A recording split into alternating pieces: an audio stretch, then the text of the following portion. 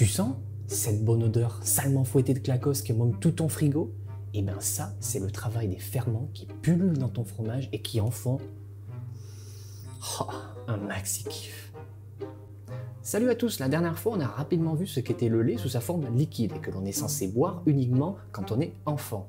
Mère Nature étant relativement bien faite et sachant que l'on deviendrait de bons gros épicuriens de la vie, nous a offert les aliments fermentés. À la base de chez base, la fermentation est une méthode de conservation alimentaire. Des études montrent qu'on utilisait déjà la fermentation au Moyen-Orient il y a plus de 10 000 ans. Il faudra attendre le XVIIIe siècle pour que de nombreux scientifiques se penchent sur les responsables de cette fermentation. Oui, parce que notre lait, là, il va se conserver plus longtemps s'il est fermenté. Mais ça veut dire quoi exactement fermenter? Qu'est-ce que la fermentation? Et un ferment, c'est quoi? Il se cache où ces ferments? En quoi consommer des aliments fermentés peut être nocif mais surtout bénéfique pour notre santé? Enfin, dans notre fameux lait, quel rôle jouent ces mystérieux ferments? Alors il existe partout dans le monde des milliers d'autres aliments fermentés et que l'on consomme tous les jours et ça, sans même nous en rendre compte. En Corée du Sud, le kimchi est un véritable plat national. Au Japon, les graines de soja fermentées se consomment en natto, mais surtout en sauce soja, partout en Asie d'ailleurs. En France, évidemment, la viande de porc se transforme en bon sauciflard, le lait en bon frometon et le blé en bonne baguette tradition, 1 € s'il vous plaît, monsieur. La fermentation est un monde, ou plutôt un microcosme extrêmement complexe que l'on a encore du mal aujourd'hui à vraiment maîtriser et définir. Si d'ailleurs à la fin de cette vidéo vous n'avez pas tout compris, que vous avez des questions, n'hésitez pas surtout à les laisser en commentaire sous la vidéo. Sans oublier évidemment de vous abonner pour ne rien louper des prochaines vidéos. Pour commencer, je dirais selon moi qu'il y a deux visions à prendre en considération pour définir la fermentation. La vision d'un point de vue microscopique et la vision d'un point de vue humain. D'un point de vue microscopique, la fermentation, c'est la vie, dont les acteurs principaux sont les ferments. D'un point de vue humain, la fermentation, c'est la transformation d'un aliment passant d'un état A à un état B. La fermentation, c'est donc la vie, dans sa plus simple expression, avec un début et une fin. En l'occurrence, il s'agit ici de la vie de nos ferments, que l'on appelle aussi micro-organismes. Les micro-organismes de notre fermentation peuvent se diviser en deux familles. La famille des bactéries et la famille des champignons. Chaque famille peut également se diviser en deux sous-catégories qui seront alors là vues d'un point de vue consommation humaine, avec d'un côté les bonnes bactéries que l'on appelle les probiotiques et de l'autre les mauvaises que l'on appelle les pathogènes. Comme toute vie sur Terre, ces micro-organismes font essentiellement trois choses de leur vie: manger, boire et se reproduire. Alors une grande différence avec nous, c'est que ces micro-organismes n'apprécient pas trop le contact de l'oxygène et de l'air. Selon leur famille et les conditions dans lesquelles se trouveront nos ferments, ceux-ci produiront des effets différents résultant de différents types de fermentation. Nos fermentations, qui je le rappelle sont des sortes de vie, vont alors toutes être uniques. On distingue plusieurs principaux types de fermentation sur les aliments. La fermentation alcoolique, qui produira entre autres du pain, du vin et de la bière. La fermentation acétique, qui transformera les alcools en produits vinaigrés, comme pour les cornichons et le vinaigre. La fermentation lactique, qui produira les yaourts, les fromages, la charcuterie. La fermentation propionique, qui produira entre autres les trous dans les mentales. La fermentation butyrique, qui produira l'odeur et le goût de l'ammoniac dans les aliments. Et bien d'autres. Ce sont finalement ces fermentations, ces vies de micro-organismes qui vont intéresser l'œil humain. Les effets principaux sur les aliments se notent sur le visuel, l'aliment n'est plus le même visuellement, la texture, l'aliment changera de texture, l'olfactif, il développera de nouvelles odeurs, l'organoleptique, il développera de nouvelles saveurs, la conservation, l'aliment sera propre à la consommation sur une durée plus longue qu'avant fermentation, et bénéfice pour notre santé. L'aliment aura des propriétés nutritives et enzymatiques décuplées une fois fermenté. Pour ce faire, une fermentation a besoin d'ingrédients. Disons que c'est un petit peu comme une recette. Pour faire une fermentation lactique, il nous faudra un aliment contenant du glucose, du sucre, des ferments lactiques, bactéries mangeuses de sucre, de l'eau pour que les bactéries puissent, entre guillemets, boire, absence ou présence d'air. La plupart des bactéries ne se développent pas au contact de l'air. Une bonne température, histoire que les bactéries ne se caillent pas trop les miches, un temps de cuisson, minutes, heures, jours, voire années, et enfin, un petit peu de magie. Oh putain. Chaque fermentation résultera d'un produit transformé différent. Prenons un aliment, du lait, au hasard. Il se compose, pour rappel, d'eau, de protéines, de vitamines, de minéraux et de lactose. Non chauffé, il sera rempli de bactéries lactiques naturelles. Ceci étant, tous les laits fermentés de nos jours sont réensemencés, on rajoute des ferments, car les laits même crus sont devenus trop pauvres de nos jours pour se transformer d'eux-mêmes avec les bons ferments. Ces bactéries ne pourront manger, boire et se reproduire tranquillement que si certaines conditions sont réunies. Bonne température, taux d'oxygène, d'humidité adéquate, le tout dans un temps imparti propice. Tout le travail de ces bactéries consistera alors à manger le sucre du lait. Ceci afin de faire le plein d'énergie pour se développer et se multiplier. En consommant le lactose, elles rejetteront de l'acide que l'on appelle acide lactique. L'acidité empêchera notamment le développement des bactéries et germes pathogènes susceptibles de dégrader le lait. Les aliments, et en l'occurrence notre lait, sont ainsi stabilisés. Dépendant de quel type de bactéries il sera question, la texture du lait pourra également être modifiée, transformée en espèce de gel un peu texture flan liquide que l'on appelle dans le jargon fromager le caillé lactique. Sans avoir tué qui que ce soit par de fortes hausses de température, mais en ayant juste favorisé la prolifération de la vie des bonnes bactéries, une seconde vie apparaît alors et le lait est pour le coup stabilisé sur une période beaucoup plus longue. Et voilà, la fermentation a eu lieu. Oh. Les laits fermentés comme on les connaît aujourd'hui comme le kéfir ou le lait ribot sont véritablement consommés partout dans le monde sous différents noms. Si l'assimilation de lait cru pour un adulte peut s'avérer parfois difficile, à l'inverse, les laits fermentés, eux, vont aider à la digestion et s'avérer excellents pour nos intestins. À boire, ils se composent de ferments qui sont principalement ces trois-là. Les lactobacilles, producteurs de protéases qui aident à la digestion en découpant les protéines et qui donnent un goût acidulé et rendant la texture plus crémeuse.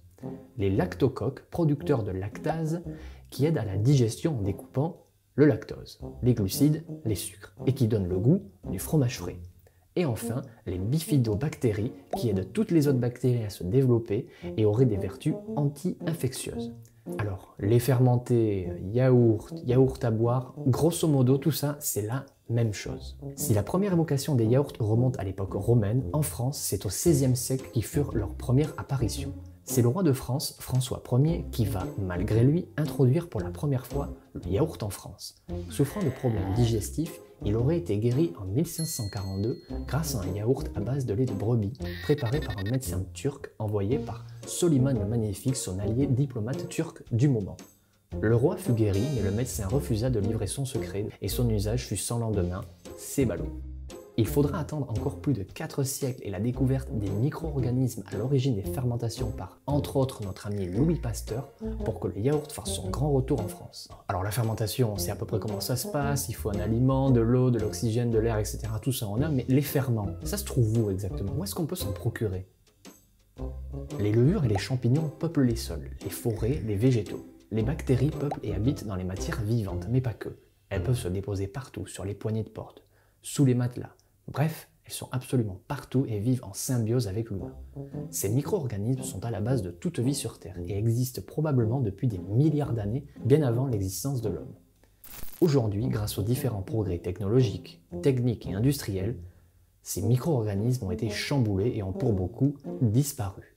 Nos chimistes ont certainement eu la folie des grandeurs en voulant conquérir l'immensément petit. Les premiers microscopes sont à l'origine de ces recherches de nos micro-bébêtes vivantes. Tout part de là, au XVIIe siècle, où la recherche s'est mise en quête de contrôler la prolifération de ces vies, de les manipuler afin d'en faire de l'élevage intensif.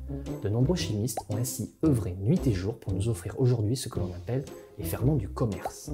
Ces ferments sont disponibles en pharmacie, en laboratoire, mais surtout partout sur Internet. C'est quand même bien fichu quand on y pense, hein.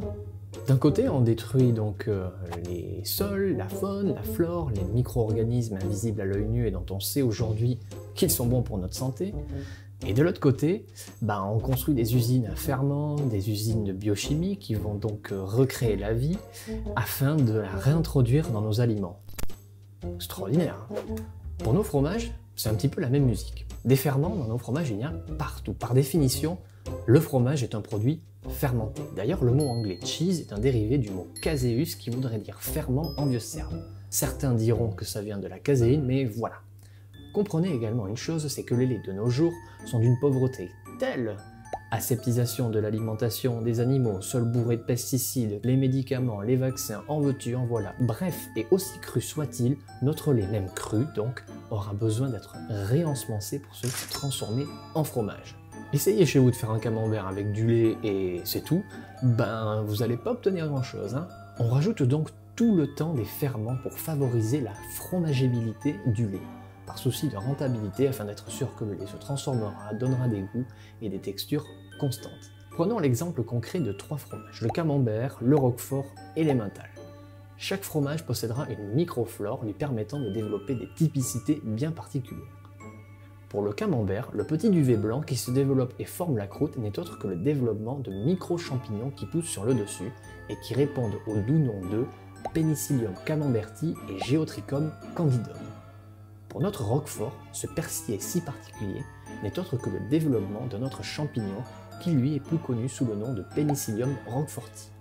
Enfin, pour l'emmental, reconnaissable à ses trous, ce sont des bactéries les responsables de ces ouvertures, les propionines qui, elles, rejettent non pas de l'acide lactique, mais du CO2, responsable de ces gaz d'échappement et qui créent ainsi des bulles à l'intérieur du fromage.